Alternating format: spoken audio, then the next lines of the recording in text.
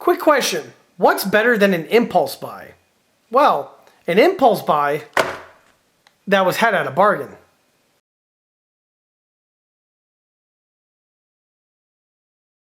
Hey everyone, this is John from EastCoastArmory.com, and I'm here today with a model showcase video for this 1/72nd scale Israeli Merkava Mark.3 main battle tank. The model in this video is built for my own personal collection and is not for sale and or purchase. However, as I often mention in these build videos, I often take on commission build projects for commission. However, this model here being 1/72nd scale is not a scale that I offer commission build services in, and generally when I do commission builds, they are in scales between 1/35th scale and 1/6th scale. For availability and pricing information on scales that I do actively take commissions in, I can be reached via the email address listed below, which is info@EastCoastArmory.com. By and large, this model here is built predominantly out of the box. However, this kit did throw me a curveball in which I did have to go ahead and slightly step outside the kit confines in order to build and complete it to the condition that we have here. In this video, we're going to be giving this model a thorough in-box review, as well as going over the build and areas to watch out for, as well as also to improve it. With all that in mind, there's going to be a bit of info coming right at you. So just sit back, relax, and enjoy the video. To kick this video off, let's go ahead and take a quick walk around this model. And this vehicle here is the Israeli Merkava Mark.3 main battle tank. The Mark.3 is, of course, a later incarnation of the Israeli Merkava, which was originally designed and conceived of by Israel in the late 70s and entered into service in the early 1980s. The Merkava, of course, is Israel's very first indigenous tank design and was one that they went ahead and designed with lessons that they learned from the various conflicts and border wars that they had up to that period. Well, into the 1980s timeframe, the Merkava was upgraded a little bit further, being the Merkava Mark II. However, that doesn't stop innovation, and at the very end of the 80s, in 1989, there was a new, more improved version of the Merkava that was ready to enter into production and service, and that was the Merkava Mark III. The hull, for the most part, stayed essentially the same as the Mark II. However, one major change that was made to the design was with the design of the suspension. The outward appearance looks identical. However, the spring suspension system was very different between the Mark II and the Mark III. The Mark II kept the same suspension from the Mark I, which in itself is just a improved and an enhanced version of the suspension from the original British Centurion tank. However, the Mark III redesigned the spring configuration to one that was a bit different, and the two are very different from one another. Automotively speaking, the vehicle also had a bigger, more powerful engine with more horsepower, which gave the vehicle better performance. The real most significant change between the Mark II and the Mark III was indeed with the turret. While the Mark II kept the same turret as the Mark I, just with extra armor applied to it, the Mark III completely changed the turret outright. The new turret was going to have a redesigned ammunition system where the storage had better capability to avoid cook-offs if the vehicle gets penetrated and catches fire. Also, the vehicle had an applicable armor type system that was a modular system, which again was designed to better deal with the threats that generally these vehicles would encounter in their area of operation. What made the system unique was that it was a composite type system and it was also modular. This was something that was very interesting and wasn't really being done by other countries at the time, although there were lots of experiments with it. This was one of the first vehicles that actually had this system incorporated in place. Although you could say the Soviets were doing that with the T-62, but anyway, with the Merkava, this meant that if the vehicle gets damaged in theater, the armor sections can simply be swapped out with fresh ones, and the vehicle can be put back into operation with minimal effort. And this is something that the Israelis took and ran with, and it's something that we see on current Israeli tanks to great effect. The vehicle also had new electronics, which allowed the vehicle better targeting, and it could allow the turret to move independently from the hull to engage targets. However, the biggest change, though, was with the armament. The previous incarnations of the Merkava utilized the L7-105, while the Merkava Mark III was now using the NATO standard 120 in its place. The vehicle weighed in at a whopping 65 tons, which is actually about the same width of a German World War II King Tiger, which is actually pretty astounding. Also, the Merkava Mark III was the most produced version of the Merkava tank that started production in the late 1980s and ended production in 2003. And for the longest period of time, it was the backbone of the Israeli Armored Corps. Of course, the Merkava Mark III, as time went on, would continuously see upgrades and improvements done to it. However, the version that we have here is the original as produced version of the Merkava Mark III. Before we go any further, let's go ahead and take a step back to when the model was first started in order to get a good idea on what the base starter kit supplies you with. And here's the model at the start of the build. For the base starter kit, I'll be utilizing this 1/72nd scale Merkava Mark III kit from Revell. The Merkava kit that you see here is a relatively recent new addition to the stash. I picked it up actually about a week ago, so this is one that is still fairly fresh and not exactly going to see any dust on it, or if there is, it's not from me. The model itself was procured off of eBay, and this was something that I got for a very good price. The model itself I procured for a whopping bank-breaking price of about $5.50. Plus another $5 for shipping, but the point still stands. I actually did very well with the price of this kit and purchased it for well under market value. Generally, these kits here, I've seen anywhere from about 18 to about 25 US dollars, so snagging it with shipping and everything for 13 was actually something that was very, very good. This was also a complete impulse buy. I was not searching for this kit whatsoever. I was actually looking for other kits and saw this kit, I saw the box art, I saw the price tag, I'm like, screw it, why not? Give it a shot. So here it is right here for your enjoyment. The model itself from Revell, Germany dates back to 2003. I don't want to call it vintage because that makes me feel old, but the kit itself is definitely up there in age now, being about 20 years old. Okay, I graduated high school that year. Anyway, as for the model itself, these were released by Revell Germany, again, back during that era, and they have been something that's fairly commonly seen, although, admittedly, in the US, Revell Germany kits are something that's a hit and miss. Revell Germany are the type of kits that, when they're brand new, they're actually fairly easily come by on the internet, or if you have a really good hobby shop. However, once the supplies start drying up on them, the prices on them actually start skyrocketing in collectability. They're very strange in that manner. And that's true for not just their 1/72nd scale stuff, but I've seen with their 135s as well. Don't believe me? Try to find a West German Canon or a Patton M48A2 and let me know how well that works for you in the prices that you can find them for. But that's a story for another day. Back to this one over here. So again, for $5, I'm like, yeah, I'm definitely going to jump on that. Back to the model that we have here. Like I mentioned before, it's made by Revell Germany. However, Revell and Revell Germany are two different companies. This, of course, is very strange because they both have the same name, they have the same logo, but the two kind of work autonomously from one another, or at least they did for a while. So, of course, Revell is a tried and true name in plastic model kits. They've been around since the 1950s and are some of the OGs in plastic model kits companies. However, in the 1990s time frame, they decided to open up a satellite branch in Germany, and that is known as Revell Germany. And Revell Germany, for a while, was just basically reboxing and redistributing kits in Germany or in Europe. And they were doing so from a multitude of different manufacturers, some of which were from Italy, and other of which were from Dragon. In fact, I did a Dragon Revell Germany rebox kit a number of years ago, and it's actually one of the OTRs. It was a Panzer III Alpha MN kit, and I recommend checking that out. But regardless, outside of doing just reboxing and redistribution of other companies' kits, they also started to tinker around and do their own tooling kits. This is seen on many of their kits that are specifically for the Bundeswehr. They have quite an extensive range of Leopards and Fusches and all the other cool vehicles that the Bundeswehr does use, but they also went ahead and tooled up other vehicles in other scales. And some of these scales that they do work on specifically for their tanks is 172. And during the early 2000s, they actually tooled up quite a range of 1/72nd scale models for both World War II and the modern era. Obviously, the Merkava Mark III here is a modern era type vehicle. I'll crack the box open momentarily. You get to see the guts on the inside, and it kind of reminds me of another 1/72nd scale kit company that I'll mention momentarily. But before I do that, let's go ahead and check out the box art and graphic design. So one thing that I always liked about the Revell Germany box arts is that they have a certain look to them, and specifically the ones from this era, where we have the box art right over here of the vehicle in question, which is a Merkava Mark III, driving by a flaming BTR. The quality of the illustration is excellent, so they have a good artist that renders out their box arts, and I always did kind of like the way he would render things out.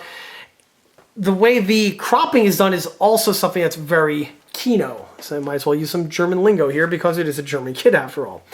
So we have the Revell logo right over there. Like I stated before, Revell Germany, even though it was separate from Revell USA, still use the exact same logo. And as a quick note, I believe that's changed. I believe Revell Germany owns Revell now because they went through a bankruptcy, or Revell Monogram went through a bankruptcy. It's a mess, but from what I understand, I think Revell Germany is still A-okay because they were autonomous, and I believe they own the company now. But back to the model in question here. We have the Revell logo right there on the upper left-hand corner, and the Revell Germany kits all had this IBM serif typeface is the best way to put it. It looks like a typewriter almost. But there's Merkava Mark 3 right there on the top. 1/72 scale. Tells you it's a plastic model kit in all the different languages.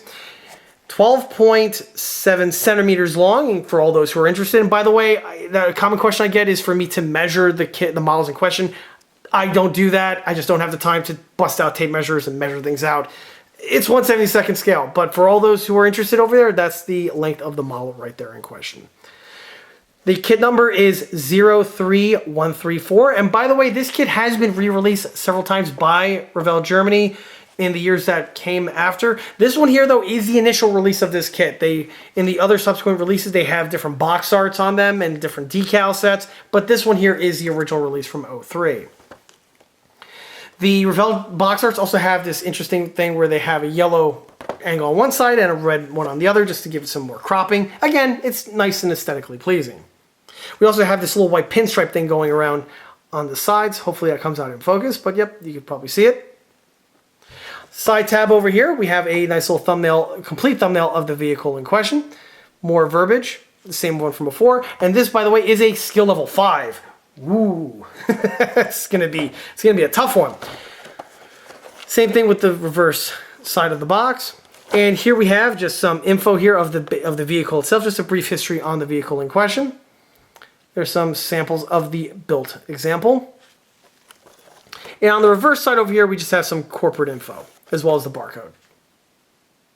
What's interesting to point out is that on the back portion of the Revell Germany kits, they have a nice little thumbnail illustration of all the other kits or some of the other kits, I should say, in their lineup. I'm sure that these ones here might be 172, but they also produce a number of one of these in 135, specifically the Panzerhaubitze 5000 and also the Leopard 2 5, the Leopard 2 5, and they have several variants of them. They have a lot of different versions of the Leopard. The King Tiger over here, as well as the Warrior, I believe these are 172, but I believe they might have them in 172 as well, the other ones. The other thing I also want to mention is the paints. Revell Germany sells their own paints, their own ecosystem, their own glues, their own airbrushes, and they're not unobtainable in the United States. I've never seen them in the wild. The only place I've ever seen these in a kiosk was when I actually visited Germany. I went to a store, and that's going to be a topic for another video. But anyway, you could tell that these kits here are geared for the German market. And that's basically all there is here to mention about the exterior. Let's go ahead and crack open the box to see what the kit gives you. So that's all of the stuff right there.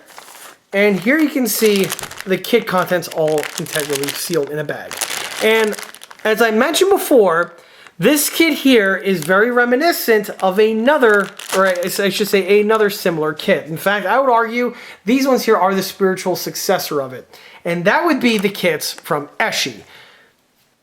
For all those who don't know, Eschi is an Italian-based plastic model company from the 1970s time frame, and they produced a bunch of kits in 135 and also in 172, a Merkava 1 being one of them. Eschi went under in the early 1990s, but a lot of their kits were snatched up by some of the other manufacturers, namely of which Italeri.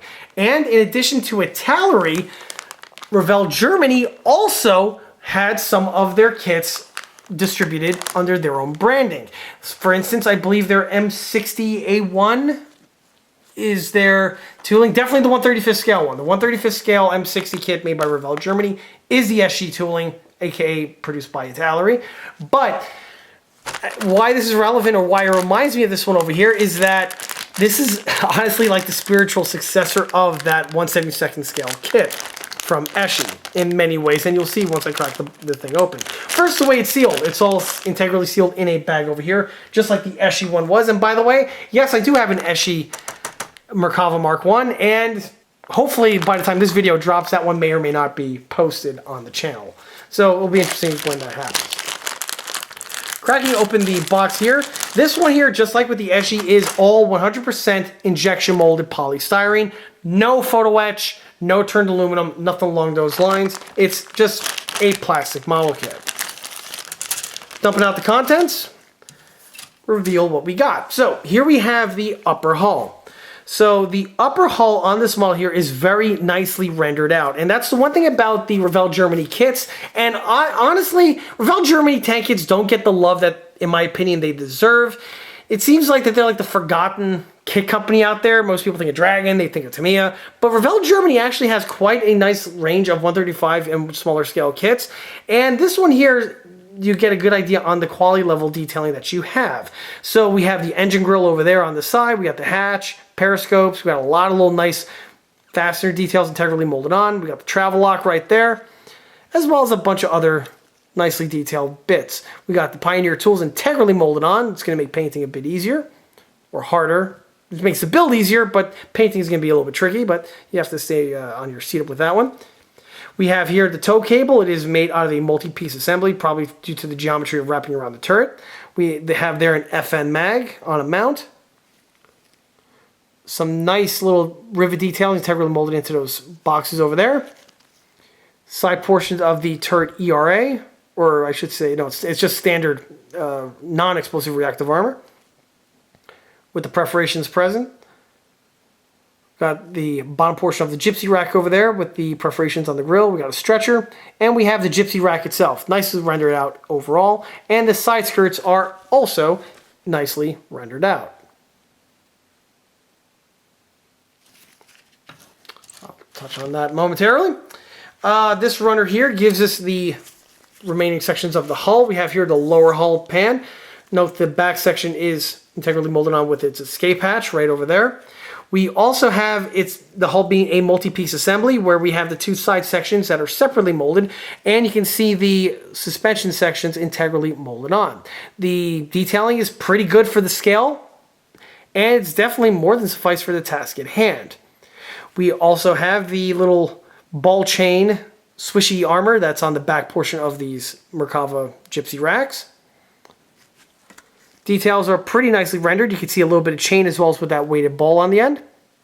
We have here the turret optic right over there. Very nice little integrally molded piece. The barrel is a two-piece assembly, which is something that's going to add a little bit of difficulty because seam removal is going to be a bit tricky in that regard, but I think I should be able to manage regardless. We have those side boxes, or I should say those boxes that are on the rear. They're like kind of like a cage type setup, and we can see the little strips of metal that are on those little boxes, and they have their perforations right there. Some mesh detailing right over there, as well as also the final drive details, all right there, clear as crystal, nicely rendered out. The rear section has its mud flaps integrally molded on, as well as all of its little fasteners. Like I mentioned before, it's a very nicely detailed kit and definitely punches above its weight. This over here takes us to the turret. It has a very interesting shape with the armor packages that this thing does have. Periscope's nicely rendered out, as is the geometry font on the bottom portion here. We have here the sprocket and the idlers, very nicely rendered. I like the way the teeth are rendered out to scale. We have the two patterns of wheels on the front pattern, or on the front wheel over here. It is hollow like that, it is spoked. Why that's the case on just the front one, your guess is as good as mine. If anyone out there knows, feel free to put that in the comment section below. And we have the row wheels, which are a two-piece assembly, unlike the Eschi one, which was a single drum, and there's a reason for that, and I'll mention that in a minute. But you can see there's the tarpaulin for the mantlet. Two-piece assembly, again, nicely rendered out with its cloth detailing. And this takes us to the part of the build that's less than ideal, which are the tracks. Obviously, they went with Lincoln length. And that's the thing with the Revell Germany 1/72 scale kits, they roll with individual link and length tracks. Their 1/35th scale ones, specifically ones of their own tooling, tend to be single piece vinyl, but for their 172s, they like to roll with individual link and length because they want to save money. Not because it looks detailed, because they want to save money. The tracks themselves are decently rendered for what they are, and yes, I will be using these tracks on this build, even though I feel dirty saying that, because everyone knows me, I can't stand these goddamn things. But because it is 172 and there are no aftermarkets out there and workable track links, they will be used on this build. And I know a little trick and a hack, and I'll show how to assemble these tracks and get them built to a manner that is representable. Trust me, these are probably the hardest part of the entire build, and they suck on a good day. So it's going to be interesting to see how I could actually pull them off with my little procedure. But regardless, let's focus on the quality of the moldings here. Molding on the exterior portion of the track look okay. They have the cleats in them. It's 1/72nd scale, so the scale is what it is. The detailing is more than suffice. And on the inner portion here, we have the inner track detailing, which is the hinge work as well as the guide horns. And this is something that was absent on the old school Eschi track. The Eschi kit gives you individual link and lengths too. And so does this one. Thanks, Eschi. Like I said before, this is nothing more than a spiritual successor to the older Eschi kit. The tracks definitely being one of them. Only like the Eschi track where the inner portions have absolutely no detailing on them. These ones, they have that missing piece of detailing. Also, what makes this very reminiscent to the Eschi, besides just the quality of the moldings, is also the way the hull breaks down. We have a multi-piece assembly on the hull. It literally looks like it was made by a guy who designed the Eschi kit, which is kind of similar. Again, even with the way the plastic's molded, like I stated before, it's the spiritual successor to the Eschi. So it's going to be interesting to see how this one goes into its full assembly. For the instructions over here, the Revell Germany kits like to print their instructions on very low quality paper. It's kind of like tissue paper here. It's newsprint, actually, to be specific.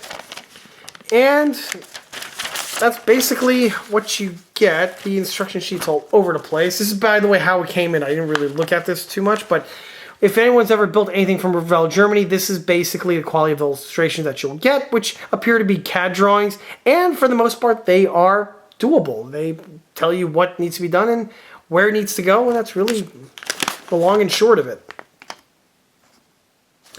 The kit also goes ahead and supplies you with a set of water slide decals. Unfortunately, I don't have them. That's the one thing about this kit, probably why it was so cheap. It's all there, but the one thing that is absent are the water slide decals, which the kit does originally give you, and they give you some cool ones to make it like this version over here with that really cool and distinctive Hebrew marking on it. But since that is not going to be something I can replicate, I'll just go ahead and scrounge my spare parts bin. I might be able to find some chevrons or two and do a basic build with the markings on this one, but that remains to be seen. Outside of that, I'm actually looking forward to cracking this one and digging into it and dealing with my nemesis that we have here. And here we have them all going through its production. The lower hull has been assembled at this point. The parts line up pretty well, and the kit is well engineered in that regard. With the hull assembled, it's then time to work on the suspension, and the suspension is getting assembled in my pontoon method. This is something that I go into great depth, and I'll continue to do that in this video, because there's a lot of great reasons why to do this type of setup on this build, as well as builds that are similar to this. And it was while working on the suspension is when I encountered a pretty substantial problem with this kit. The fact that this issue survived or made it past both research and development and even testing is definitely a major oversight, specifically for the Germans. You guys have some explaining to do on this one. And yet, sadly, this type of issue persists on not just this kit, but I've seen on many other kits from different brands, from different eras, be it old vintage kits to even modern tooling super kits that have this issue. This type of problem here is inexcusable, and you just don't really have this with other type of track manufacturing methods. Right here. If you follow the instructions and you do the assembly appropriately, no matter how you do the assembly, you will be left with one link short. And I have seen this bullshit happen on many other kits out there. So it's not just exclusive to Revell. Like, oh, it's Revell, Revell sucks. That's cope. That's crap. This type of issue I've seen on the new Tamiya Panzer IVs. I've seen on the TACOM, M3 Lees, and other vehicles similar to that. So this is a persistent problem with individual link line tracks, is why they're garbage. You don't really have this with single-piece vinyl, because with single-piece vinyl, more or less, the vinyl can stretch and you can actually fill the gap in, or you can also adjust the idlers on given occasions. Workable track links, also, this is not an issue as well. This is only a really major issue on individual link line. Not to mention trying to get things properly timed around sprockets and idlers and things like that, but that I could go into that conversation in another video. Yeah, so for the people who like to, oh, link line tracks look more realistic. Yeah, that looks more realistic to you? That looks really realistic, don't it? Yeah, I bet. So, as for the tracks themselves, they are missing one link. And unfortunately, where this location is, you're screwed. It's visible. It's not like it's in the middle of the span over here where the side skirts cover it up. And even though that's still a cope method, you're going to have it here in the front near the sprocket, which is also extremely visible. So this is a problem. So much so that if this was any other person out there, this kit would basically be dead in the water, and it would be a massive disappointment. However, I was able to rectify this. So because the unit is simply short one link, I simply just made a mold of a number of the track links, and I made some resin castings. And here I have one of the resin castings right over here. And here you can see one of the replacement track links. So because the unit is literally just short one link, the replacement here will just get dropped into place, thus completing the look. And when it's done, it'll look like this unit that we have here. And yes, this is chronic on this kit because it's also the same issue on the opposite side. And to make matters worse, if you're building the tracks and you come across this problem and you don't know this, oh, you'll just grab one of the other links and just throw it in place, and ta-da, you now have a complete track band. But that's going to bite you in the ass when you get to the other ones. Now, not only going to be short one link, you're going to be short two. So it's definitely a problem. As you can see though, once the unit gets glued directly in place, it just drops in, times perfectly, and the piece, more or less, is exactly where the kit should have been if originally designed with the appropriate number of links. Of course, since this is a direct resin copy of the kits or the links that come with the kit, as soon as everything's painted and weathered, it'll blend in without batting an eye. Now, I'm not sure if this is a chronic issue found on other Revell 172s. Actually, at the time of filming this, I am working on another Revell 172 kit. It's another type of vehicle. That one I haven't got to the tracks yet, but I did the preemptive measure of making a mold of the tracks in question, just so if/when I come across this problem, I have the replacement link to do so. If you do not have the capability of making duplicate parts, you're screwed. You're bit. There's no way else to put it. Since I have a mold, if anyone wants some links or something, hit me up. Like $5 with shipping, I can go ahead and cast you up a number of them. But that's something best done via the email listed below, which is info@eastcoastarmory.com. Obviously, this is not a regular catalog item. It's more or less just doing it at cost, and also just to help people get their kits built, because if you have one of these kits, like for instance, if you're a young builder, forget it, this kit's definitely not recommended. But if you are like a teenager and like, yeah, I'm going to build a tank, and you come to this problem, yeah, it feels like you just got kicked in the balls, and rightfully so, because this is not great.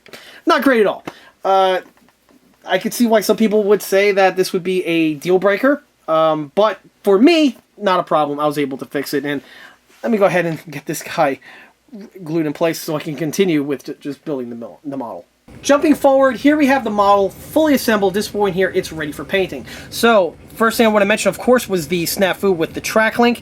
As you can see, this is what it looks like with the new track link added in place, and it just completes the look of the track entirely.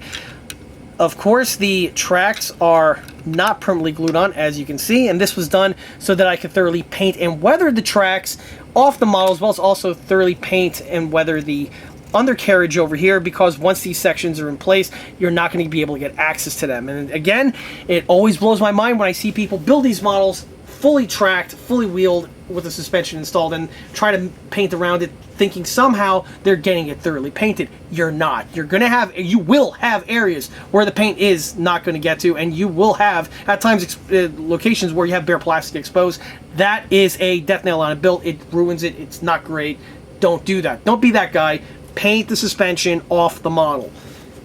So, with that little quick tirade out of the way, one thing I noticed is I believe I had to make a slight mod, yeah, to the thicknesses over here. So with the way the thicknesses of the plastic are, they seem to be slightly too thick in these sections, and they were making contact with the sprocket and causing a fit issue. So what I did was, with a Dremel and a small router bit, I was able to open up these recesses over here, which then allowed the tracks to be fit in place without it making contact with the hull. I believe I had to do something similar to the rear tin work? No, I did not on this one. I'm mixing this with another build. That's the only location here where it warranted any sort of hand fitting. Outside of that, the remainder of the build went by without any sort of problems. On this one here, temporarily bouncing back, you can see the resin track links added. On this one here, I had to replace 2 of them. Just one of them just didn't hold up for some reason, so I went ahead and just swapped it out with a resin copy, since why not? I had it on hand. But you can see with the resin links added in place, it's just going to blend in seamlessly with the remainder of the build. Which again, case in point, why Lincoln links suck. I hate Lincoln link. Back to the remainder of the build, it actually goes together very, very well. It's very nicely detailed.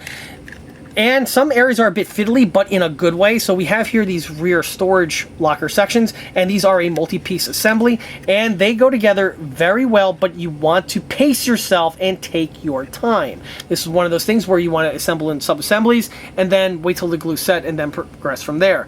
Once it's done appropriately, the pieces go on, and they look fantastic. For the upper and lower hulls, there's some slight seam sections right here where the 2 sections will meet, obviously, and just taken care of with some some thick super glue and some hand sanding. Wet sanding was done and everything was polished away. This section here, you want to be careful because it was molded in mine roller sections or bosses. They could get in the way of the sanding or can be covered up with glue or putty, so you want to be careful with that. Rear portion of the hull here, not any sort of problems whatsoever. Just, again, it was just a really, really good build in that regard. The one thing you do want to be very careful with on the turret are with the little ball chains. As you can see, I actually just bent one just now during handling of this build, and that's something I'm going to have to carefully add a little drop of glue to protect. But these things are ridiculously frail. One of the pieces was broken right over here, and as you can see, I used a scrap piece of sprue from actually another Revell Germany kit that I'm building at the same time in 172, no less. And it was just a happy accident that that little chunk was the same exact size as the ball. So I went ahead and glued it on, and it'll blend in accordingly once everything is painted and weathered. But this is something you definitely want to take your time with, and you don't want to, if you're someone that's a bit, shall we say, clumsy with your fingers, is going to be a hard time for you. But if you're careful, it goes on pretty well. Tow cables also were fitted on at this time. Multi-piece assembly, but this is something that has to be done at this time. You paint around it just because of the nature of the beast. There is some seam work on these 2 areas here where they connect. Polish down very carefully. You don't want to over sand because you'll remove the texture of the cable, and that's not doing you any favors. For the main armament, it's a 2-piece assembly, as I mentioned before, and the piece was glued together, and then seam work was done to make sure everything was nice and smooth. And I also went ahead and pre-primed it just to make sure there's no surprises when the thing goes into paint. The barrel section is drilled out, as you can see. And if I'm not mistaken, I believe on this one here, this is something I had to do with a pin vise. A little hazy. It's been a while since I actually worked on that section of this build, but I believe this is something I had to do with a pin vise, because there was another Revell Germany kit that I did, but either way, this is the end result. On the turret itself, there is some seam work to contend with right here on the front where the pieces interlock. Red putty was utilized, polished down to the state that you see here. And the other thing I want to mention is with the smoke grenades. The smoke grenades are the kit supply ones, however, they are molded hollow, and there's this quite prominent cavity that's right there on the bottom section. It's arguably a weak point with the kit. On this one here, I plugged it up by filling these sections in with a little drop of resin. Once the cast resin solidified, went ahead, polished it down with a needle file and some sandpaper, make it nice and solid, and then the pieces were glued in place. The fit is pretty good, although it's a little bit amorphous. You're not really sure where it goes, but once the pieces are positioned appropriately and the glue set, you're left with the final outcome that you have here. The other remaining details to mention are on the top portion. There's quite a few little bits of details that get glued on. These are very frail, and by frail I mean they're very easily flung off the Las Partia, so you want to take your time, pump your brakes, and work slow and methodically on something like this, because if you lose a part, you're screwed. So fortunately, that's not what I had happen on this one. I was able to get through navigate through the build pretty well, and what you see here is the end result of that. And from here, this thing's going to slide off into paint and completion. But there you have it.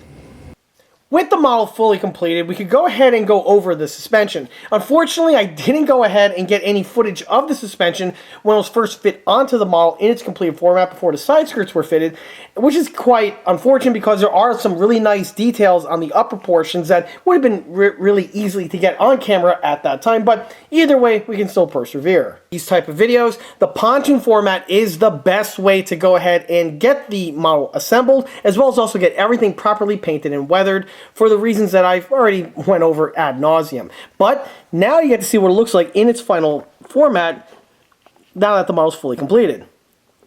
As you can see, the road wheels are all thoroughly painted, both the inner and outer portions, or the outer and inner I should say, as well as the rear idlers. On the rear idlers, on the Merkava vehicles, they are steel rimmed, they are not rubber rimmed, so if you're working on a Merkava in any scale, remember to go ahead and paint the face of the idler wheels with a steel or silver type coloring. These type of bits of equipment are the type of things that get polished very, very quickly after the vehicle's driven a short distance. Much is also exactly the same as we see on Russian vehicles like the T-54 and the T-55.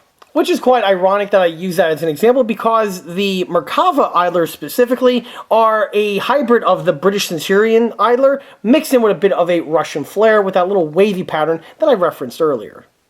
As for the track itself, you can see what it looks like painted and weathered. The paint work was just flat black spray paint, and for the wheels themselves, I believe I used a paintbrush originally to get the paint onto the locations. This was done because if I wouldn't use an airbrush, I would have had some collateral overspray, and that's something that's not exactly beneficial. With the paintbrush, I'm able to get into these areas here with much more precision. The paintbrush was also used on the sprocket here because this again allows you much more precision in getting the paint where it needs to go on the inner, outer, and reverse portions of the sprocket housings.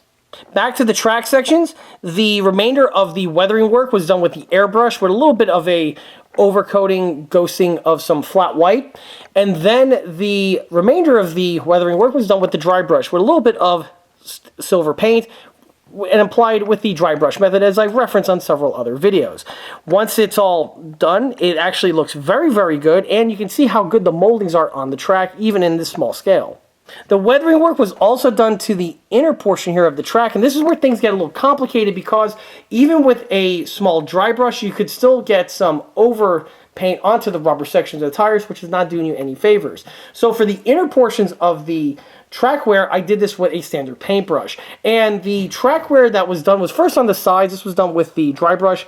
Pretty straightforward and simple enough. However, to paint the teeth to give them that highlighted effect that we see here, which of course would be something that would be commonly seen on these vehicles, this was just done with a paintbrush. I took some silver paint with a fine point paintbrush, and I just added a little drop of silver paint to each one of these sections, getting for the results that you see here. As you can see with the track painted in this format, it really gives the model that complete final polished look, and it also really helps improve the model's accuracy and overall build quality. Best part again, it's something that is already built into the model. You, the builder, just have to take that little extra step to go ahead and thoroughly paint. Of course, like with anything with paintbrush related, you want to have the paint at the proper consistency. And this is something I'm going to harken back to on some other pieces of equipment on this model, where you need to be on the ball to have the paint at just the right consistency. Too thin, it's a mess. Too thick, too chunky. So again, you want to have it at that happy medium. If you do that and you play your cards right, you'll have some very nice looking effects like you see here. Obviously, the addition of those two rest and track links that I mentioned before were definitely beneficial in giving the model the completed look that we have here, which, without those pieces in place, it's just really something that, in my opinion, really kneecaps his build. But with the pieces added, it just makes everything look so much more complete because, well, frankly, it is. In addition to the wheels that are visible, on the inner portion we do have some return rollers, and these are a mix of rubber and steel rim. Sadly, once the side skirts goes on, you can no longer see them, but that does not mean I didn't thoroughly paint them. Hopefully with the model in this angle, you get to see the details in better light. The two larger return rollers that are on each side over here are rubber rimmed and were painted as such, while the two that are actually molded into the side sections that are, yeah, you're not going to be able to see them in this angle here with this lighting, but they are basically in between these bogies over here. Those are actually steel rimmed. Oh, there's one right there. That one is steel rimmed, and again, a little swipe of silver paint was all that was needed to get the piece to have the proper look. Obviously, once the side skirts goes on, that's no longer going to be relevant, but again, at least it's nice to cover your bases. While on the topic of the side skirts, this is actually one of the kit's high points, and the side skirts are excellent. Very nicely engineered. The detailing on them is beautiful. You can see all of the little fastener or rivet details which would be found on the real unit, and these are very wonderfully rendered in 1/72nd scale, and even with the layers of paint and primer and even the varnish added to it, they still are not buried under these layers and are quite prominent, which will really help when it comes time for weathering effects, but I'll circle back to that as the video continues. The only thing about the side skirts that you do have to be careful for is the frailness and fragility of them. The side skirts are very, very nice, but this is similar to what we saw on the Merkava Mark 1 build that I did a little while ago, where the attachment points are so tiny on this pattern of vehicle that they are very susceptible to popping off with general handling. By the way, in case anyone's wondering what the pitter-patter is behind me, that's just my two little kittens running amok in my filming area, but that's neither here nor there. Back to the Merkava in question. So, like I stated before, on the Eschi build, the side skirts are held on only a few locations, very fine little spots. And because of this, there's really not a whole lot of surface area, and there's not a whole lot of adhesives that are found in these areas to give a nice strong bond. It's more than enough to keep the piece in place, as you can clearly see. However, the piece is very susceptible of getting broken when you're handling it. So when you pick up the model like this, if you're grabbing it from the sides, which most of us tend to do, you have to be careful because a little pressure and the piece will pop off on you. Which is, by the way, something that happened to me at least 3 times while handling this build since its completion. Fortunately, if the piece gets just glued on effortlessly, you just have to use a nice little drop of glue where it needs to go in a finite amount, I should say, so everything blends in perfectly, but this is something that you need to pay attention to. And this, by the way, is not a flaw with the kit. This is literally just the nature of the beast. With these pieces, what they are, the hinge sections are not that large on these vehicles, and compounded with the small scale that this kit is in, it's just again, the nature of the beast, and it's just something to watch out for. The other thing to mention on the tin work is with the rubber sections. The Merkava Mark 3 is just like with the other variants of the earlier variants of the Merkava, where there are quite an extensive amount of rubber work found on the fender sections. And these pieces are integrally molded on, and they're excellent. You just have to carefully paint them with the shade of flat black or rubber black, whichever you choose. Just carefully go in here with a paintbrush and add the paint to the appropriate locations. They would be found here on the front as well as on the side mud flap. Some people tend to forget this and they just overpaint it with the base coat, which theoretically can happen, but realistically these things here are always black, and if they are overpainted, the paint would just chip away almost immediately after not a whole lot of usage. The other thing to mention about the rubber work is when you're painting them, don't forget to paint the inside too. A lot of people tend to forget that, and it's just something that makes the build just that much more complete with just a minimum amount of effort. On the rear section, again, we have the exact same type of format, where we have this rubber skirt that goes all the way around this portion here, and then wraps around this area. And as you can see, I painted the inner portions as well for the same reasons I just mentioned. Obviously, if I would have just left those with the base color of the model, it would not have came out nearly as good. While on the rear portion, takes to the rear storage racks, and like I mentioned before, these are actually very, very nicely engineered and nicely designed and executed by Revell. The detailing on them is nice and crisp, and with everything now fully painted and weathered, you get to see what they look like in their final outcome. And these pieces here just love the Tamiya panel line accent. It goes into these little perforations here and just makes the model really shine. It's also on this section here, you get to see the spare track links, which is ironic because you are missing 2 links in order to complete one set. And I guess if you're building this and you do not have access to replacement links, I suppose you could literally unironically use the spare track links to mount onto the model, which will work. However, you may have to do some modification to the link because they do have their mounting clips integrally molded on, and this can inhibit the holes that are found onto the piece itself, specifically if you're trying to mount it onto the sprocket. And if you do go ahead and use these spare track links as unironic spares, no problem, but you may want to go ahead and fabricate little stems in these 2 sections here that would replicate where the track links get mounted onto this lower portion. This is a bit of equipment that's found on all of the Merkava Mark IIIs, so you want to keep that in mind if you're going to use the links for actual spare use. Moving back topside brings us to the stretcher. This is something that's a bit of equipment found on many Israeli vehicles, the Merkava, of course, not excluded. And unlike the Eshi example, where this was integrally molded into the hull, with this one here, it's a separate bit of equipment that gets glued onto this rack. And the piece is very nicely detailed, and it was simply carefully painted off the model, weathered, and then secured in place at the tail end. This is the best way to ensure that you don't get any sort of overpaint, and that the piece is thoroughly painted as well. As for painting the stretcher, it's done in the typical format that you've seen on my other builds, where from looking at pictures of the real units, they seem to be in this type of configuration. The canvas section could be either, to me, a NATO green or olive green. Either one will work just fine. And the aluminum sections here would be the struts for the stretcher itself. These will be aluminum on the real unit. So a little swipe of silver paint on that will do the job just fine. And then the handles are rubber on the real unit. So again, just a little swipe of flat black or rubber black just in these two locations will give the complete look like you see here.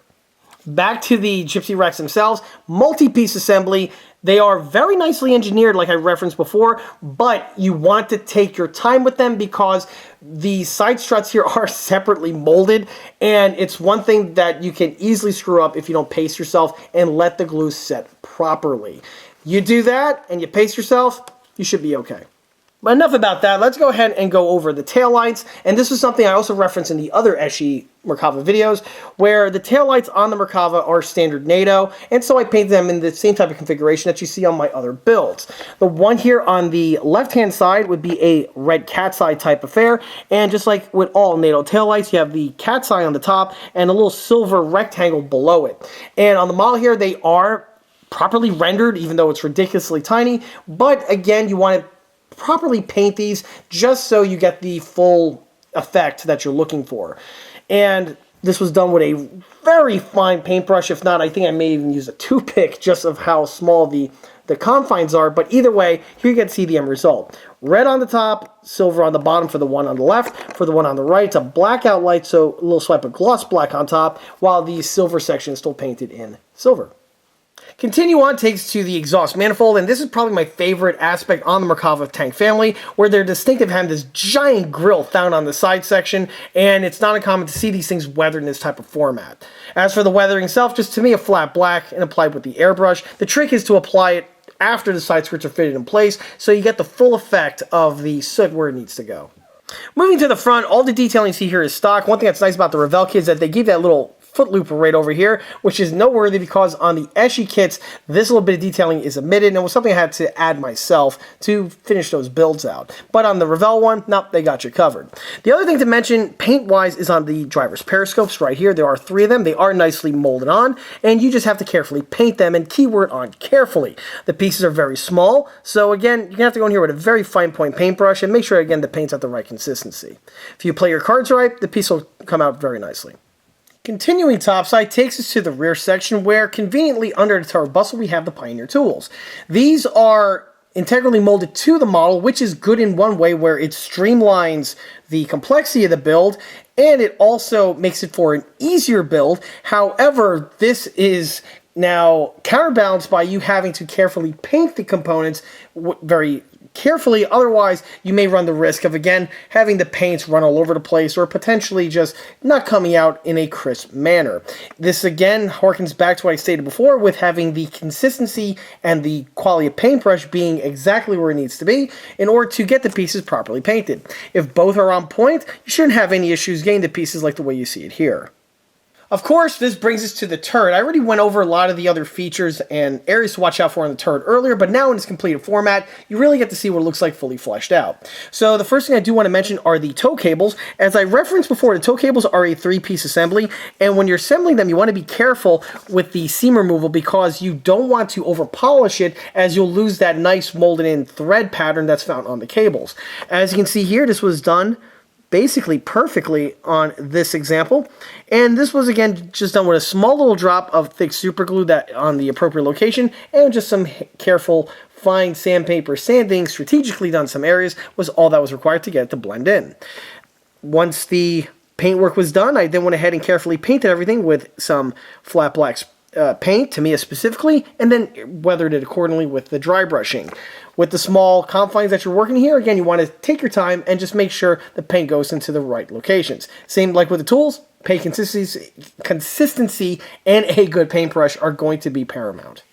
Also on the ball chain little guard section, you can see what it looks like fully completed, and again, it looks really, really cool. It's probably one of my favorite aspects on the Merkava 3, or the Merkava family in general, that has this type of a feature. Even the Long one went ahead and smartly gave you this section, properly rendered out. It's just a very unique Israeli thing.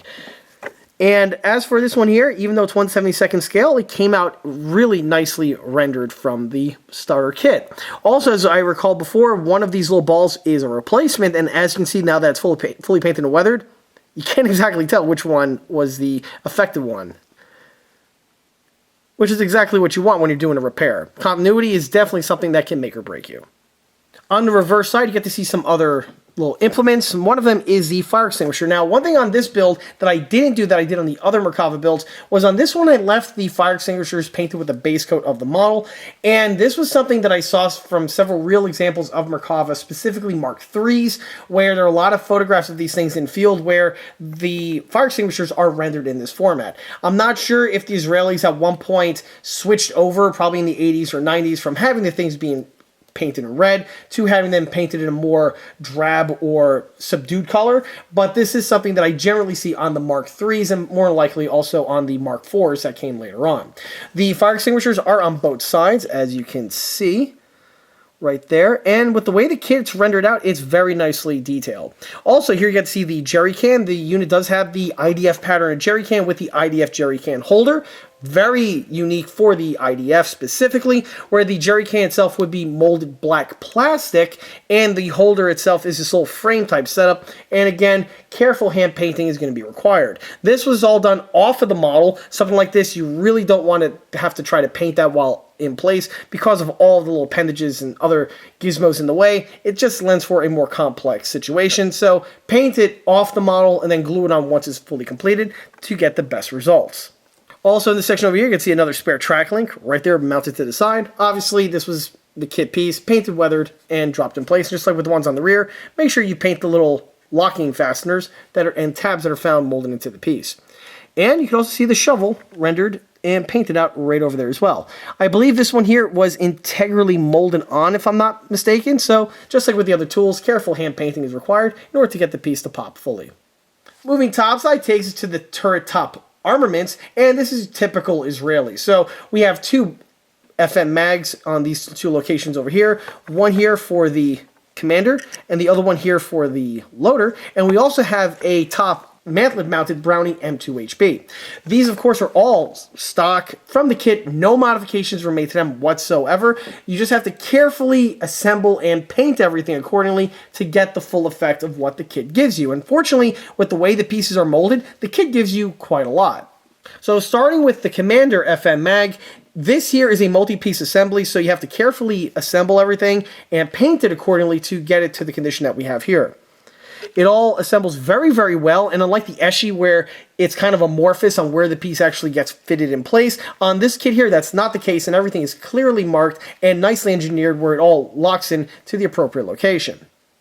On the Commander version, specifically on the Merkava, the ammo can is mounted sideways, as you can see, so obviously this is something where you have to carefully paint it. Also, you have to be aware of what parts is part of the ammo can and what part is part of the cradle, and this obviously is reflective on how you paint things.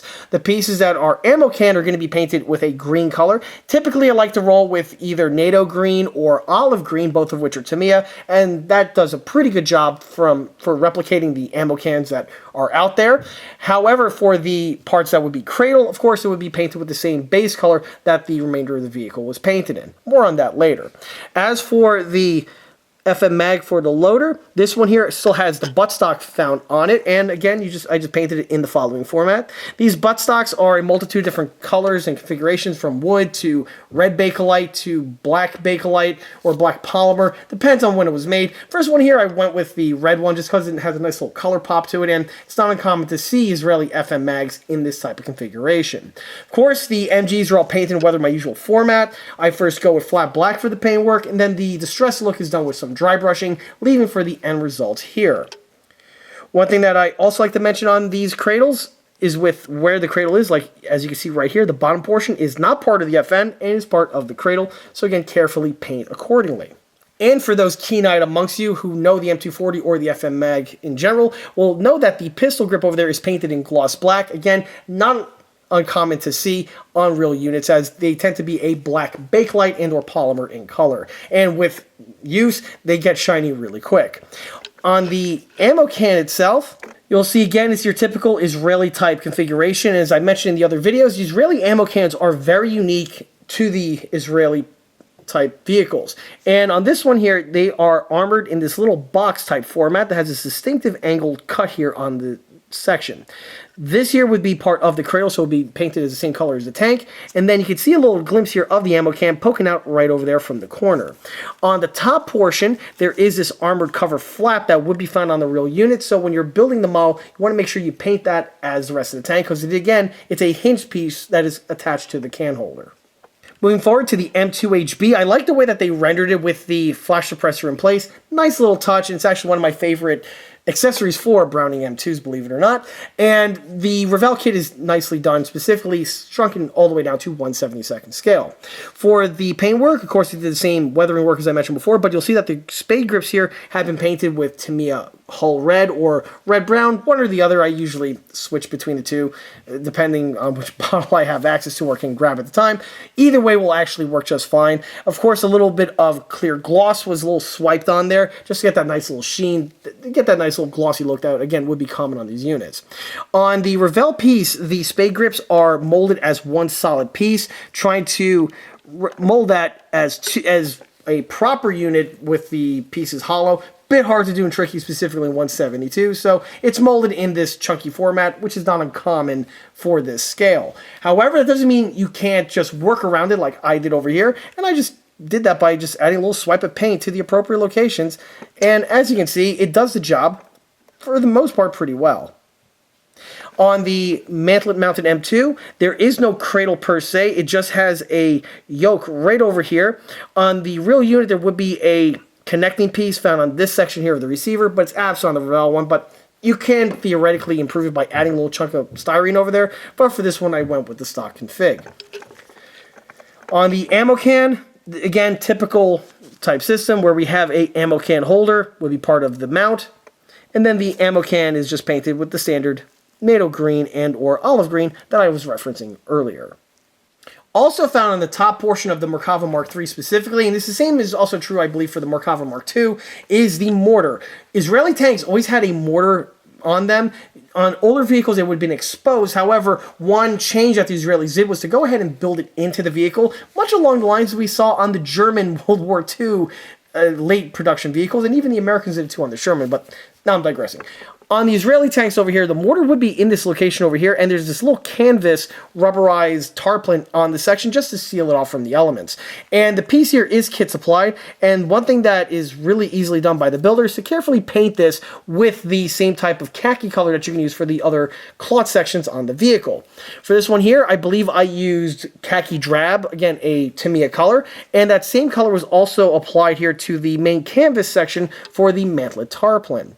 While on that note, I also went ahead and painted the front sections here of the smoke grenade launchers in the same type of coloring, because there would be this canvas material that would be found on these areas here just to, again, protect them from damage or just the elements. Just a little swipe of paint is really all it's needed to complete the look. As I mentioned earlier, let me see if I go ahead and get the turret rotated. I went ahead and plugged up the bottom sections over here with the casting resin, and now that everything is built, completed, and polished down, it looks completely solid, and it's a great way to improve the model compared to leaving it stock with those sections hollowed out. moving forward even more brings us to the main armament, and again, here you get to see the piece. This was a two-piece assembly, as I mentioned before, so some tricky seam work is something that does have to be contended with. On Israeli tanks, seam work on the armaments are always a bit tricky because of all the straps and thermal sleeves and stuff that's on there. But again, if you take your time, use just the right amount of procedure, you should be able to muscle through without any sort of complications. Fortunately, like the one I've done over here. As you can see, the seam work is completely seamless and it blends in absolutely perfectly. Unlike the Eschi builds where the armament is a bit less defined, shall we say, when it comes time for mounting onto the mantlet. On the Revell Germany kit here, that's not the case, and the piece just plugs on like a dream without any sort of issues or any other sort of complications. And last but not least, of course, all of the prisms on the periscopes and optics were painted with a little swipe of gloss black, as I generally reference on all of my builds. Just like with the periscopes on the bow, you want to take your time, use a good paintbrush, and you should be okay. And this brings us to the paintwork, and honestly, I'm a bit hazy because it's been a little while since I actually built this model. This and the other Merkavas that I've done in the same scale were kind of sitting waiting to be filmed for several months, so bear with me here. Okay, so the very first thing I want to mention is that the entire model is coated with a coat of primer before the base coat gets added, and as I always advocate in my videos, it doesn't matter what type of color you're painting your model with, in what type of medium. It could be Vallejo, it could be Tamiya, it could be Model Master, Mission, doesn't matter. It always helps to have some sort of a primer coating on the model itself because it just makes the paint stick better and it just leaves for a better final end result. For my builds, the primer that I use is just El Cheapo flat black spray paint. Goes on without any problems, and this stuff is very affordable. Specifically, if you build as many builds and as large as I do, you tend to use up a lot of paint, so saving money where you can, but still getting good results is definitely something that's paramount. And for me, El Cheapo Flat Black does the job. After the spray paint was added, it was then time to apply the base coat. For the base coat, I rolled with my exterior latex house paint. Again, also in recent years, something that's been a bit controversial out there. Some people scoff at the idea of that, but if it works, it works. And as we've seen from many of the other models on my channel, it tends to work pretty well. So for the color itself, again, the base coat was a shade of Israeli Armor Sand that I mixed for a 1/16 scale Tehran 5 build that I did a little while ago. I have a little quart of the stuff on hand, and it's been used on several other Israeli builds that have been seen on the channel in the past. And for this one here, if it ain't broke, don't fix it. I went ahead, threw it in my airbrush, and applied it to the surfaces. After the base coat was done, it was then time to get the weathering and the ghosting effects, or I should say filter effects, that we see on this build. Then for the weathering effects, it was something that was applied with the airbrush as well as then with other effects. The very first thing I did was I applied a lightning coat with diluted cream in the airbrush to certain areas to achieve some sun fading effects. But then after the cream was added, I gave the vehicle another wash of diluted Tamiya khaki, and that gave you the end result that we see here. After the khaki was added with flat black, or I should say diluted Tamiya flat black in the airbrush, I went over some of the high points on the various locations, giving for the counter shading effects that are generally seen on my builds. After the counter shading was done with the airbrush, it was then time to switch over to other effects, which would first be the Tamiya panel line accent, which on a vehicle like this, it absolutely adores. The panel line accent is beautiful for going into all these very nicely molded panel lines and nooks and crannies, really making everything pop. This was crucial on the front area over here where we have the engine compartment. All these nice little panel lines right there, it just absolutely loves that. Not to mention the nice little grille work that we have in the various locations. The rear deck area also with all these little bins and cubbies, it just loves that stuff. Absolutely loves it to me, a panel line accent, and I can't recommend it enough. After the panel line accent was done, it was then time to do the chipping effects and the high point wearing effects that are generally seen on my builds, and this was done with flat black via the dry brushing technique, and that's basically how I get the end results that you see here. Once the weathering was done, it was then time to add the markings. Generally, on these builds, this is when I would bust out the water slide decals, apply them, and see how they go. For this one, of course, that's not going to be the case because of the situation that I mentioned in the beginning. This kit was missing the stock water slide decals, so I had to come up with some kind of other marking solution. Fortunately, with these Israeli tanks, it's not uncommon, even to today, to have the markings applied on by hand with paintbrushes. So this does give you a little bit of, shall we say, artistic licensing in that regard. So for this one here, all of the markings that you see are applied via the paintbrush with just exterior flat white latex house paint. And it was applied with a very fine point paintbrush and brought to the condition that we have here. So for this one, because I don't speak Hebrew and I'm not going to try to draw that wonderful, really cool marking that's on the side of the tank, seriously, I have no idea what the hell it says. Anyone out there who does speak Hebrew, feel free to put that in the comment section. But for a layman like me, I just went ahead and rolled with geometric shapes that are something I can actually replicate. So for this one here, I went just traditional, and I went with just some classic chevrons that you can see painted right here on the front tin work. This was done to either side. And as you can see, if your paintbrush game is squared away, you should be able to apply the things on in a mostly seamless and pretty much clean manner. Again, with the nature of these Israeli tanks, the slightly rough edges that you see on the markings over here, it's not a mistake, but a feature. And it's a way to give some extra personality to the build. And it's one of those things that kind of make the Israeli tanks stand out from many of the other tanks, specifically NATO ones. On the other things to mention with the markings is the top portion of the 120. This is something, again, very commonly seen on Israeli tanks. We have a white stripe running down the center length here of the 120, and then we have these 3 white stripes on the sections over here. Everything that you see here, again, was applied via paintbrush, and it was all done by hand. And I think it came out pretty good, specifically for something applied with a paintbrush, and freehand, no less. After the markings were added, it was then time to add the last bit of weathering, which, as I mentioned before, was the engine soot here from the diesel engine. This is something that you, again, want to do at the very tail end of the build so that when you apply the effects, it covers everything in a uniform manner and it doesn't break up continuity. So it would be really bad to go ahead and do these effects and then add the marking on top of that, and you have this really sooty engine exhaust here and a clean white marking. It's not really something that's going to be that helpful. So if you apply the markings first and then add the engine soot afterwards, it really makes for a better end product. After the last of the weathering work was done, though, and the markings were done, it was then time to add the VMS matte varnish. Even though the model doesn't have any decals, I like to varnish my models because it just makes them look that much more polished, and it just yields for just a better quality end result.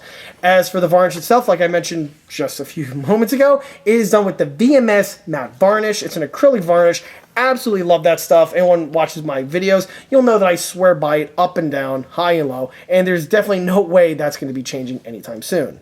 Of course, it would be video malpractice to go through this entire video referencing the other 172 Merkavas in the collection without having them make a cameo appearance. So, in chronological order, going from ascending to descending, we have here the Merkava Mark 3, a Merkava Mark 2, and the one where it all came from, the Merkava Mark 1. The other 2 builds, of course, are subject matters of their very own model showcase videos, and I recommend checking them out if you're interested in Merkavas or just 1/72nd scale builds in general. They're really cool builds. They offer unique building experiences, and to know more about them, I recommend definitely swinging by and checking those videos out when you're done with this one here, of course. With the 3 side-by-side, it's very interesting to see how the vehicle evolved throughout the original adopted variant in the late 70s, early 80s, through the mid-80s, and then again to the late 1990s and onward. The 3 vehicles essentially used the same hull, although the Mark III had a slightly different suspension system, as well as other type of features to it, but essentially the Mark III was the last and final polished version of the hull design found on the other 2.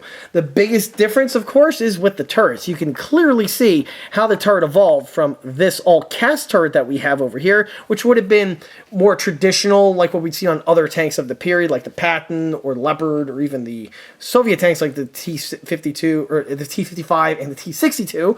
And then we have here the mid version, which they went ahead and started to apply applicant armor to give it a little bit better extra protection, to the more advanced cutting-edge technology on the Mark III, where we have a composite modular type armor system, and this is the type of thing that we would see on Israeli tanks from the future onward. And again, the modern incarnations of the Merkava really more or less stem from what was developed on this pattern here. It's also a really cool opportunity to see exactly how the older tooling kits from the 1980s timeframe stack up with a kit that was designed about 18 years later in the early 2000s. Remember, this kit here was designed and manufactured with modern, or I should say at the time, modern CAD design and mold making technology, while the two other kits here were done the old-fashioned way, and apparently these were done old school with handcrafting and other techniques. And although this kit here is much newer in terms of production, the older Eschi kits are definitely not something to disregard or to sneeze at, because the quality on the Merkava kit specifically actually aged remarkably well. And as you can see, they can keep up with the newer tooling kit quite well. If we bring the camera in closer, you get to see the quality found on the moldings of the engine compartment and the grills compared with the Revell Germany example. We can see the quality found on the rear hull sections. Compare that with the Eschi ones. And also we can compare and contrast some of the quality found on the MGs and the turret compared to the older generation ones from the 80s. So overall, the older kits, again, definitely not something to discount and perhaps something to consider for your own collection. Also, with all three examples here on the table, you really get to see just how different you can paint your models in your collection, even though you utilize the exact same base coat. All three of these models here were painted with the exact same color for the base. However, you notice that all three of them look completely different from one another. This, by the way, is something that's really good to do as a builder, because as a builder, it's not too hard to fall into a rut where you have a swing of just doing things, and the side effect is that, yeah, you'll just go through the motions, but all of the builds will look the same, and you'll actually get a myopic collection, which is something that's not exactly beneficial. So it's really good to go ahead and switch things up and try some different type of washes or filters on your builds, and that's how you could achieve different effects with using the same base coat. On these three examples over here, the different effects were what was added as a wash or a filter in order to get the three different effects. So we'll start here with the original Mark 1, which, by the way, in the video I actually made a mistake and I said that I use a khaki color for a wash. That's actually incorrect. The khaki was used on this example over here. As you can see, it has more of a lime type color to it as opposed to this one. For this one, the wash I received was actually, I believe, Tamiya Buff, if I'm not mistaken. It's starting to come back to me now. So I used Tamiya Buff as a diluted filter, and I added to the surface along with the sun fading effects, and that's how we wound up with the final end result on the Mark 1. The Mark 2 utilized Tamiya Green Drab, again as a filter or a wash, applied in a diluted coat, and that's how we're able to get that darker shade that we have here. And then on this example, we rolled with Tamiya Khaki for the end result that you see presently. And having all three of them painted slightly different really does, again, give some extra spice to the collection, even though all three vehicles are Merkavas, and all three of them are painted with the same base coat. Definitely something to keep in mind and to consider when you're doing builds for your own collection. And in the end, I am really happy in how this build turned out. The build I anticipate to be a fairly simple and straightforward build from the get-go. However, with that little snafu with the tracks, that was something that threw a slight little monkey wrench into the operation. However, as you can see, I was able to go ahead and work around it and get the model built and completed to the condition that we have here. It's also nice to have the Mark III version of the Merkava in my collection, specifically since I have the Mark I and the Mark II that I showed before. So having the Mark III is just the logical order of things, and it just makes for a nice little round-off package. On top of that, this is the first Merkava Mark III I've done in any scale. I've been always wanting to get a Merkava Mark III in 135 from Academy or any other makes out there, but for one reason, it just eluded me. I was too busy working on other projects and chasing other builds, so maybe perhaps this should whet the appetite for the Merkava Mark III in my own collection, but that remains to be seen. Either way, I finally have something represented in my collection of the Mark III variant of the Merkava. Again, that also feels pretty good. Which ties up all the loose ends neatly to bring us to skill level and recommendations. So, right out of the bat, as I alluded to before, this is most certainly absolutely not beginner recommended. No way, Jose, Which is funny because it seems like it is, because 1/72nd scale always had this stigma, specifically when I was growing up building models, that 172 is a nice little scale to work on when you're a novice or a beginner or even just a youngster in order to get your feet wet, because the models are mostly simplistic, they're not that big, and generally you could put them together fairly easily. Well, that may be the case for some of the older builds from back in the day. For this kit here, absolutely not. No way, Jose, is that going to be the case. This thing is far more complex than it looks. The moldings on some of the details that I referenced earlier, namely the ball chain on the gypsy rack, as well as the way everything goes together, is so finely and fiddly molded that a beginner is just going to have nothing but a disaster trying to work on this build. And that is not including the suspension. Of course, Lincoln Lane tracker garbage on a good day. With this one over here, with that issue of being a track link short on each side, is definitely something that kneecaps literally anybody from a beginner to the most advanced. In my opinion, it's probably a death nail on the build as a whole, and wouldn't be surprised several of these kits wound up either partially assembled and just forgotten about, or unfortunately probably wound up in a landfill because of that. Which is quite unfortunate, because the kit itself is actually quite excellent. It's just that one freaking miscalculation that Revell did that really sets this kit back to a pretty bad order. But with all that said, a beginner, absolutely not. No way. It's just going to be a complete disaster. An intermediate builder, yes, definitely someone who has had several builds already under their belt. They have their fundamentals ironed out, and they want to really probably master the skill sets of working with fine, fiddly molded parts. And if that's you, you have your skill sets in a row like that, then yeah, this build becomes then something to check out and a little bit more viable. Obviously, an advanced builder, they should definitely have all those skill sets in a row, and they could build this model without any sort of problems. Circling back to what I stated before, the biggest just Achilles heel on this entire project is that issue with these track links. That is, again, it's just baffling that this made through research and development and even pre-testing where they assemble a sample one.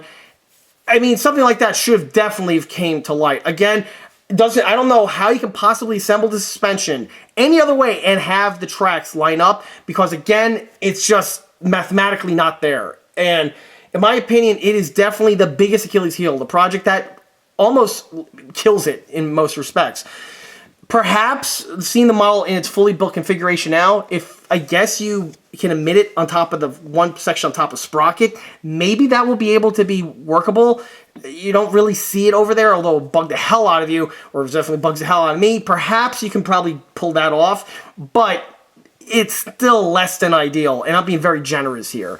Yeah, it's definitely something that will, again, kill this project for most people out there. Unless you have the capabilities of molding and casting like I did, or like I do, and I was able to get the model built, or you have the capabilities of 3D printing and reverse engineering the thing in CAD and 3D printing your own track link or a whole new track set. Unless you have those capabilities, you're going to have a bad time. It's not going to be that enjoyable of a build, and if anything, it's probably going to piss you off, like it kind of did for me. But anyway, if you're just looking for a straight-up out-of-the-box build, this one here, I can't really recommend it, again, because of that screw-up with the track links. And it didn't just happen with one side, because some people could be like, well, I assembled this kit and I was able to get it. If that's the case, then you must be a Jedi or something, because it's physically impossible to time everything and get the tracks to made perfectly. It happened not just once, but on both sides. So obviously there's something going on here with the kit, and just 2 stupid extra track links was really all that was required in order to get the thing to the point where you could build it out of the box. But now I'm starting to loiter. Outside of that, for someone who's interested in aftermarket accessories, this being 1/72nd scale, I'm not really sure what's on the market in 1/72, if there are any sort of hop-ups or any sort of accessories that can be added to this model. I believe there are some 1/72nd scale photo etch sets out there from, I think, Black Dog or some of the other aftermarket manufacturers that do have lots of accessories, and 1/72 for Revell specifically in photo etch. I'm not really sure if the Merkava is one of them, but if it is and anyone out there knows for certain, feel free to put that in the comment section below. But otherwise, The Merkava Mark III is a obviously very prolific vehicle, specifically in the IDF. It's been used for quite some time. It's being seen quite recently in the news. And because of that, there are a lot of interest in these pattern vehicles. And if that's you, perhaps this might be something to check out. Again, if you could address the missing track link issue. And also, like I stated before, I do have replacement track links, so if anyone out there has this kit and are looking for a set of links, again, hit me up in the email address as I mentioned earlier, and I'll be sure to send you some links so you could get your vehicle properly fitted out. But again, that's for those people out there that have this kit and are reaching the same situation I did.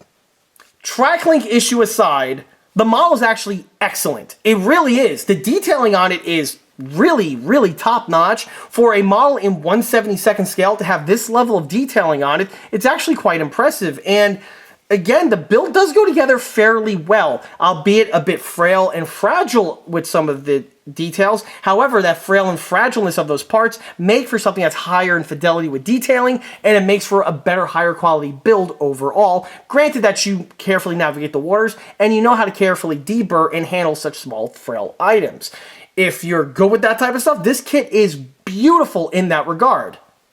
At the time of filming this video, I believe that this is the only Mark III version of the Merkava in 1/72nd scale. So if you're looking for this pattern vehicle, well, here you go. This is really your only choice. Also, as I mentioned earlier in the video, Revell Germany kits are things that come and go with their production. At some points, they're quite prolific, and when they are, they're fairly affordable. But then once that supply dries up, then you're going to start seeing the prices on these begin to skyrocket. And at the time I'm filming this, being in the midwinter of 2025, there, I believe, is a re-release of this kit that is inbound from Revell Germany, which means the units on the market are probably going to be prolific for a little period of time. But again, this is one of those things where if you want it, you might want to snag it sooner than later. Also, if you see one, make sure you get it for a decent price and not something that is completely nuts. Like I stated before, I paid about 20 to about like 25 bucks, maybe less if memory serves. It's been a while since I bought it, but at this time of filming this video. But either way, if you see these things on the market, and I have, where they run for 60 and up, that, in my opinion, is a bit much for something of this kit over here. As nice and detailed as the kit is, $60+ for a 1/72nd scale Merkava, I think I'm out dog for that one. It's a bit too much for my taste. But if you could snag these things for the upper teens, low 20s, yeah, perhaps that's something definitely to check out. Actually, memory serves, I think I got it much cheaper than 20 bucks because it didn't have the decal. See, it is coming back to me.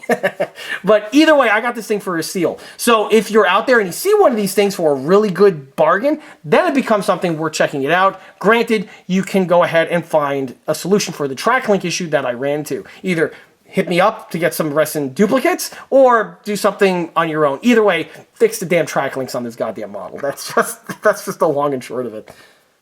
And we've essentially crossed over now into recommendations. So, first one out of the way, if you're a fan of the Merkava tank family, this model here is most certainly going to be recommended for you. Specifically, if you have the other 1/72nd scale kits that I showed before, being the Eshi Merkava Mark I and the Merkava Mark II, obviously the addition here of the Merkava Mark III is a nice little capstone, and it's great to have all three of them represented in your collection in that manner. On similar lines, if you're a fan of the IDF or just the IDF military vehicles in general, again, this kit would be a nice addition to have to your collection.